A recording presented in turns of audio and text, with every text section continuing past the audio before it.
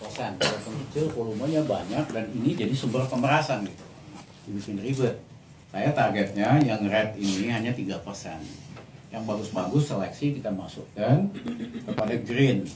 Nah, kalau masih diragukan, masih ada pertanyaan, kita kembangkan post audit. Jadi dilolosin dulu, nanti diperiksa di pabriknya post audit gitu. Jadi tidak menghambat.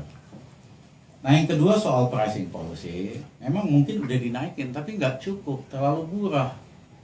Importer nyimpen kontainer di Priok, walaupun sudah dinaikin katakan Uni tadi, tetapi tetap lebih murah daripada nyimpen kontainer di luar swasta.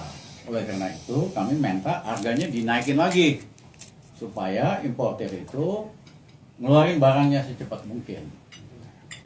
Nah, yang ketiga dari dulu naik berapa Pak? Naik berapa kali lipat harusnya? Pokoknya lumayan tinggi ya kan, sehingga memaksa mereka keluar. Ya, baru akan diputuskan minggu depan.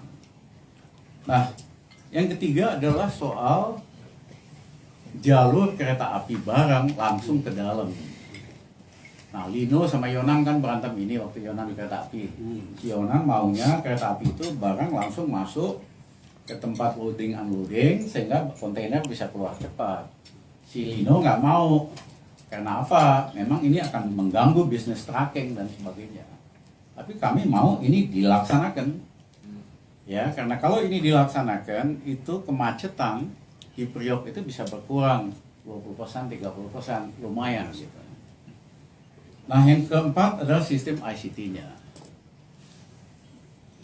Katanya kurang canggih, kurang integrated, tapi sering di Indonesia bukan masalah itu. Misalnya, ya kan, Rikat mau tahu kontainernya, dia harusnya di sistem ICT dicek, udah tahu kontainernya ada di lokasi I30C. Tapi khas Indonesia lah, sistem ada, hardware ada. Kalau kamu nggak bayar 150.000, 200.000, aku nggak kasih tahu nomor kamu, gue bikin ribet gitu. Istilahnya Marzuki Usman zaman dulu, kalau birokrat kan kerjanya kalau nggak dibikin susah, apa istilahnya? Kalau bisa dibikin susah, ngapain gampang? Ngapain gampang. Nah, jadi saya lebih setuju kita naikin aja fee untuk dapat informasi ini, bayar lebih tinggi, ya kan? Daripada bayar 50.000 habis itu, ya kan? Dipersulit. Lebih bagus kita naikin tarifnya 500.000 kita gunakan buat peningkatan kesejahteraan. Ya, terus apalagi itu tadi yang kelima saya lupa. Yang ini kerjasama semua lembaga yang terkait di situ, yang koordinasi kekompakan. Oh, yang satu, yang Bea kelima cukai adalah perizinan.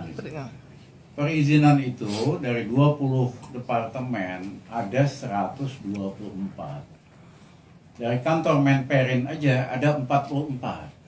Saya tadi perintahkan sekjennya, pokoknya aku nggak mau tahu, harus dikurangi jumlah surat izin ini. Iya kan? Karena apa? Karena izin ini yang bikin ribet. Masa satu departemen ada 44? Iya kan? Belum yang lain-lain. Kita akan potong cut izin ini. Ya, kami sudah perintahkan masing-masing menteri, sekjen buat nyerahkan apa yang bisa dikurangi, disederhanakan. Yang lain adalah buffer zone. Ya.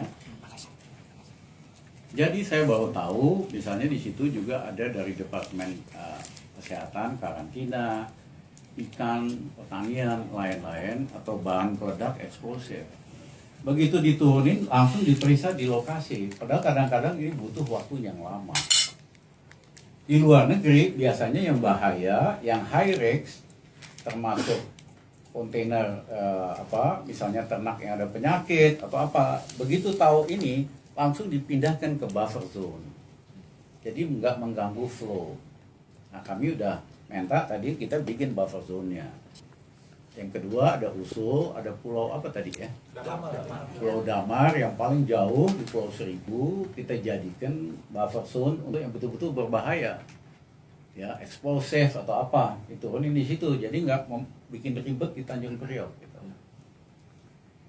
Nah, yang ke-6 itu dia apa ya?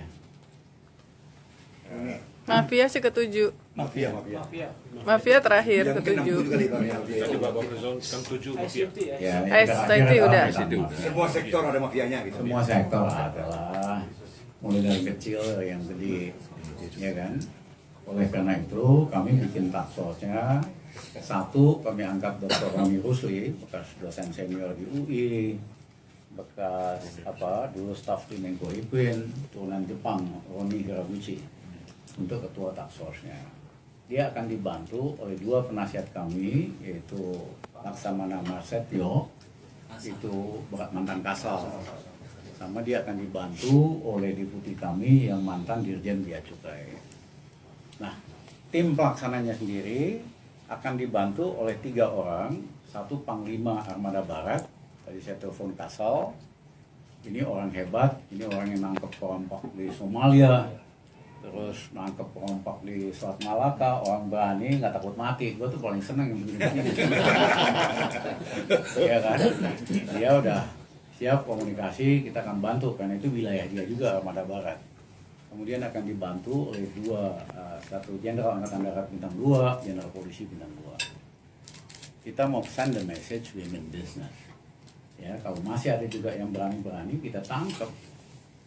Ya, mulai dari kecil-kecil atau yang gede-gede. Ingat nggak Sumarin dulu soal kecil aja jadi berita besar atau nangkep apa? Tokokan kelas kecil gitu. Ya kan? Nah, kita akan gunakan intelligence tentu. Ya kan? Siapa aja yang main, bagaimana polanya, nggak susah-susah banget kok. Ya, asal rajin tanya aja. Orang Indonesia kan ember semua.